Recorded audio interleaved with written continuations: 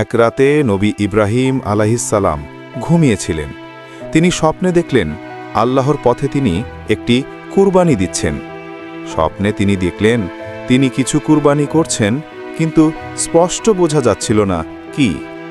ঘুম ভেঙে তিনি চিন্তা করলেন, হয়তো আল্লাহ আমাকে তার পথে কুরবানি দিতে বলছেন। তিনি সঙ্গে সঙ্গে তার কাছে যা ছিল তাই নিয়ে কুরবানি শুরু করলেন। প্রথমে কুরবানি করলেন একটি উট, পরে করলেন একটি গরু, তারপর একটি ভেড়া।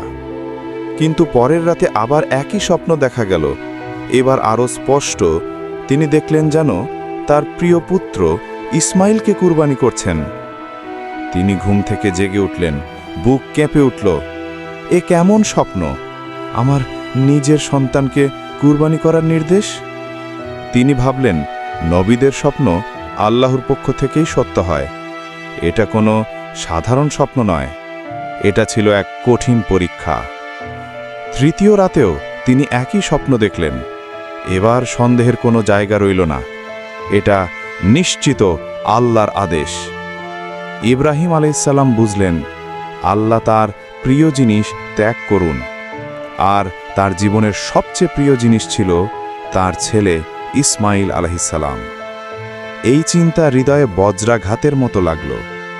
এক পিতা যার জীবনে সব আশা ভরসা সেই ছেলেকে ঘিরে, যাকে বৃদ্ধ বয়সে দোয়া করে পেয়েছিলেন, এখন তাকে নিজ হাতে কুরবানি দিতে হবে। কিন্তু ইব্রাহিম আলাইহিসসালাম জানতেন আল্লাহর আদেশের সামনে ভালোবাসা, দুঃখ, কান্না কিছুই নয়। যা আদেশ করেছেন তাই পালন করতে হবে। তিনি কয়েকদিন দোয়া আর চিন্তায় কাটালেন। তারপর একদিন নিজের প্রিয় ছেলে ইসমাইলকে ডাকলেন। ইব্রাহিম আলাইহিসসালাম বললেন, বাবা, আমি স্বপ্নে দেখেছি আমি তোমাকে কুরবানি করছি, তুমি বলো তোমার কি মত। ইসমাইল আলাইহিসসালাম তখন তরুণ ছিলেন, কিন্তু হৃদয়ে ছিল অসীম ঈমান আর আল্লাহ ভীতি। তিনি বিন্দুমাত্র ভয় পাননি। তিনি মুচকি হেসে বাবাকে বললেন, বাবা, আপনি যা আদেশ পেয়েছেন তা করুন, ইনশাআল্লাহ আপনি আমাকে ধৈর্যশীলদের একজন পাবেন। এই উত্তরের পর ইব্রাহিম আলাইহিসসালামের চোখে অশ্রু এসে গেল। তিনি ছেলেকে বুকে জড়িয়ে ধরলেন। পিতার বুক কেঁপে উঠল, তবু দৃঢ় রইলেন। পরদিন সকালে দুজনই কুরবানির স্থানের দিকে রওনা হলেন। ইসমাইল আলাইহিসসালাম বাবার পাশে হাঁটছিলেন, এক হাতে দড়ি আর অন্য হাতে ছুরি।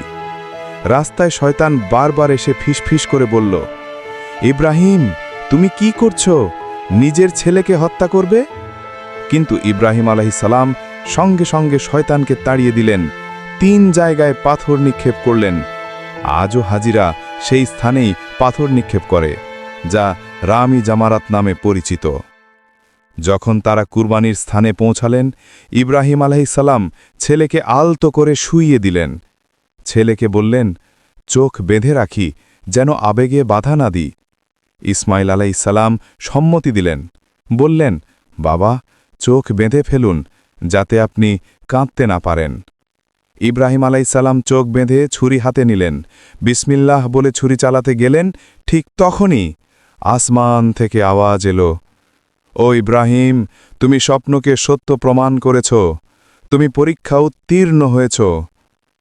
ইব্রাহিম আলাইহিসসালাম ছুরি নামালেন, চোখের পানি মুছে ছেলেকে দেখলেন। ইসমাইল আলাইহিসসালাম একদম অক্ষত। আল্লাহ তাআলা তাদের জায়গায় এক দুম্বা পাঠিয়ে দিলেন। সেই দুম্বাকেই কুরবানি করা হলো আল্লাহর নামে। আল্লাহ ইব্রাহিম ও ইসমাইল আলাইহিসসালামের এই আনুগত্যে এতই খুশি হলেন যে ঘোষণা দিলেন, এই কুরবানি মানব জাতির জন্য উদাহরণ হয়ে থাকবে যুগে যুগে। তারপর থেকেই মুসলমানদের জন্য কুরবানি হল একটি মহান ইবাদত, যা নবী ইব্রাহিম আলাইহিসসালাম ও ইসমাইল আলাইহিসসালামের ত্যাগের প্রতীক।